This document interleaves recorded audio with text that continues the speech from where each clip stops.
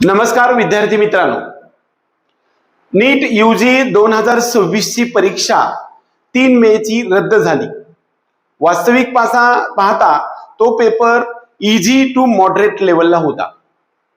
वास्तविक त्या दिवसापासून 12 तारखेपर्यंत जवळपास 9 दिवसामध्ये खूप सारा गोंधळ झाला आणि 12 तारखेला एनटीएने जाहीर करण्यात आलं की या वर्षीची परीक्षा रद्द करण्यात येत असून 2026 ची पुनर्परीक्षा होणार।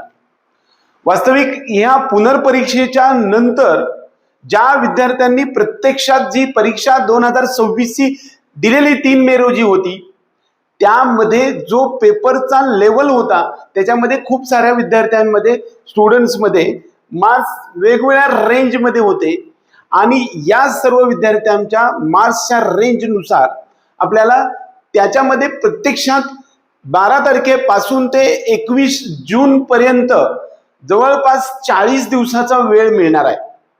हा वेळेचा विनियोग करण्यासाठी ज्यावेळेस आपण पाहायला जातो त्यावेळेस आपला जो स्कोर 2026 च्या ज्या 3 मे रोजी झालेल्या परीक्षेमध्ये जो तुमचा कॅल्क्युलेट केलेला स्कोर होता त्या विद्यार्थ्यांच्या मध्ये कुणाला जास्त फायदा होणार हा आज आपण विषय घेत आहे। तो म्हणजे री एक्झाम नीट यूजी 2026 या परीक्षेचा फायदा कोणाला होणार, म्हणजे विद्यार्थ्यांमध्ये कोणत्या लेवलच्या विद्यार्थ्यांना जास्त फायदा होणार यावरती आज आपण चर्चा करणार आहे।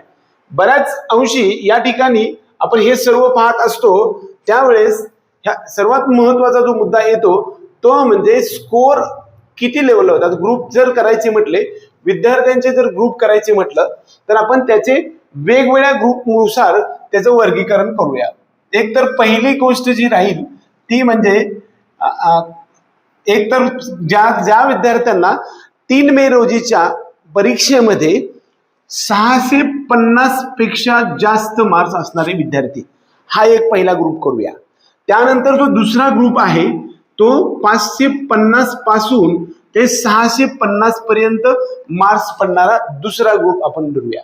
त्यानंतर तिसरा जो ग्रुप आहे त्या ग्रुपला आपण 450 पासून 550 पर्यंत मार्क्स पडणारा एक ग्रुप धरूया आणि त्यानंतर जो चौथा ग्रुप आहे तो आपण 350 पासून ते 450 पर्यंत स्कोर करणारा एक ग्रुप आपण पाहूया आणि जो 5व्या नंबरचा ग्रुप आहे तो 350 पेक्षा कमी स्कोर असणाऱ्या स्टुडंट्ससाठी काय परिणाम होऊ शकतो यावरती आपण आज चर्चा करणार आहे।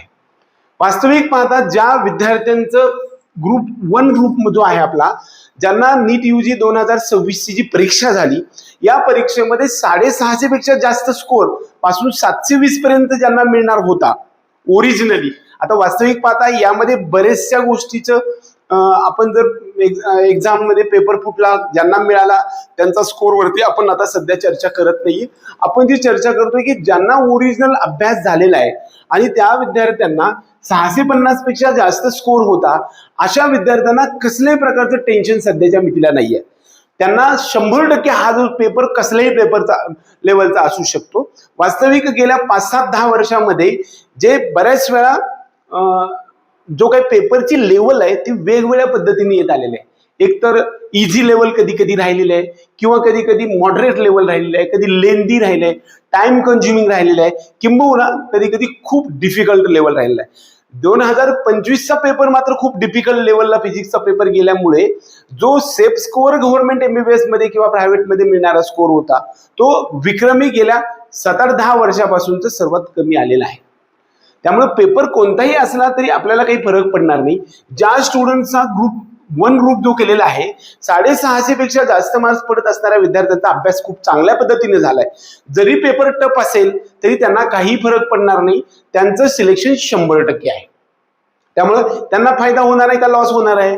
वास्तविक पाहता प्रथमदर्शनी माझे स्कोर हा सेफ स्कोर होता आणि मला एमबीबीएस ला ऍडमिशन मिळत होतं, परंतु परत एकदा परीक्षा घेण्याची माझ्यावरती वेळ आली। परंतु आता ही वेळ एकावर दोकावर नाहीये, सर्वच अगदी 23 लाख लोकांवरती आलेले विद्यार्थ्यांवरती आलेले आहे। त्यामुळं हा एक इन्सिडेंट समजून आपण पुन्हा अभ्यासाला लागायचंय।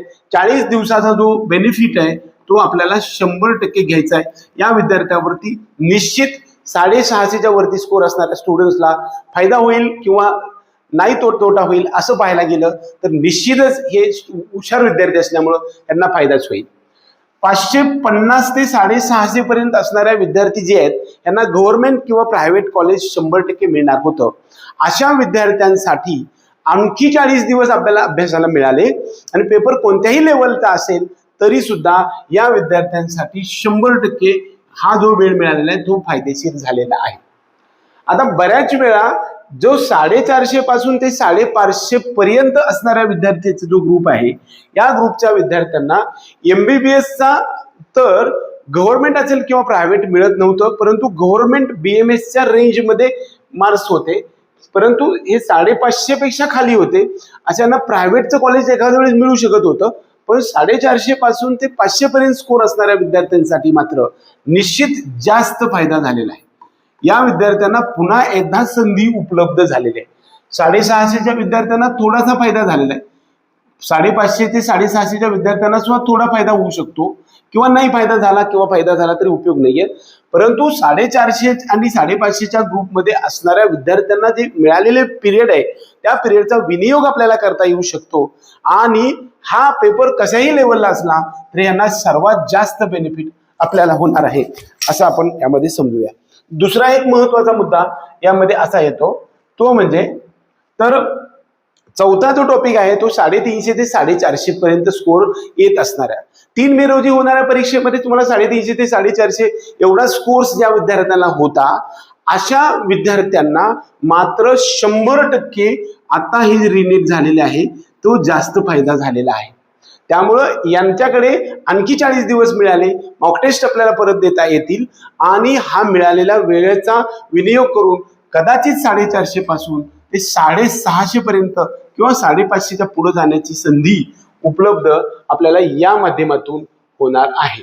म्हणजे एकंदरीत जर पाहायला गेलं तर सर्वसाधारणपणे या ग्रुपला सर्वात जास्त फायदा झालेला आहे.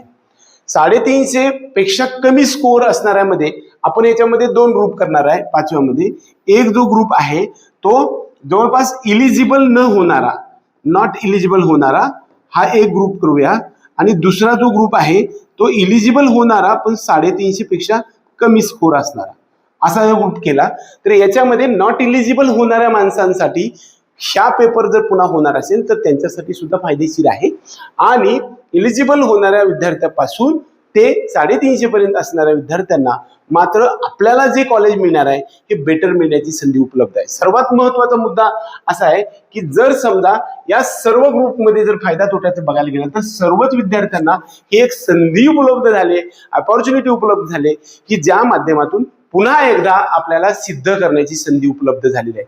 त्यामुळे 100% प्रत्येक ग्रुपच्या विद्यार्थ्यांना हा फायदा 100% झालेला आहे. 650च्या वरच्या विद्यार्थ्यांनी घाबरायचे कारण नाही, खूप अभ्यास झालेला आहे चांगला, यांचं सिलेक्शन सुद्धा आता होणारच आहे. या विद्यार्थ्यांच्या मध्ये मात्र याच्यामध्ये वरती जाण्यासाठी संधी उपलब्ध आहे. जे इलिजिबल होणार नव्हते यांना पुन्हा 40 दिवस मिळाले आणि पुन्हा इलिजिबल होण्याची संधी उपलब्ध आहे. पुन्हा 1 वर्षासाठी आपल्याला जे विद्यार्थी इलिजिबल होणार नव्हते अशा विद्यार्थ्यांसाठी खूप मोठी नामी संधी उपलब्ध आहे. तुम्हाला पुन्हा एकदा पाठांतर बायोलॉजीकडे लक्ष देता येऊ शकणार आहे आणि हा पेपर होऊन गेलेला आहे. 2027 ही परीक्षा इलिजिबल करून पुन्हा मॅनेजमेंट कोटामधून ऍडमिशन घेण्यापेक्षा आताची संधी ही 100% जास्त फायदेशीर आहे असं मला वाटत आहे. एकंदरीत नीट 2026 म्हणजेच नीट UG पुनर्परीक्षा 2026चा जो पेपर आपल्याला पुन्हा एकदा 21 जून रोजी होणार आहे त्यामध्ये 550 पेक्षा सर्व खाली विद्यार्थ्यांचा स्कोर जो येणार होता या सर्वांसाठी हा निश्चित लाभदायक आहे. ही सर्वांसाठी एक सुवर्ण संधी उपलब्ध आहे असं आपण 100% म्हणू. जे इलिजिबल होणार नव्हते यांच्यासाठी सुवर्ण संधी उपलब्ध आहे. त्यामुळं प्रत्येक गोष्ट ही आपल्या भल्यासाठी होते या विचारानं प्रेरित व्हा. आजपासून आणखी 20 दिवस आहेत. बायोलॉजीकडे कॉन्सन्ट्रेट मॅक्झिमम करा. तुम्ही 100% 350च्या पुढे जाण्याचा प्रयत्न करा. फिजिक्स आणि केमिस्ट्री या दोन्ही विषयामध्ये 125च्या पुढे जायचा प्रयत्न केला तर आपला स्कोर हा 5.6च्या रेंजमध्ये जातो आणि आपण सेफमध्ये जायला लागत असतो. एकंदरीत आपल्या सर्व विद्यार्थी आणि पालकांना पुनर्परीक्षा चा फायदा हा कुणाला होणार या संदर्भातला आपण हा लेखाजोखा मांडण्याचा जो प्रयत्न केलाय तो आवडला तर व्हिडिओ लाईक करा, त्याचबरोबर चॅनलला सबस्क्राईब करून बेल आयकॉन दाबा. जय हिंद, जय महाराष्ट्र.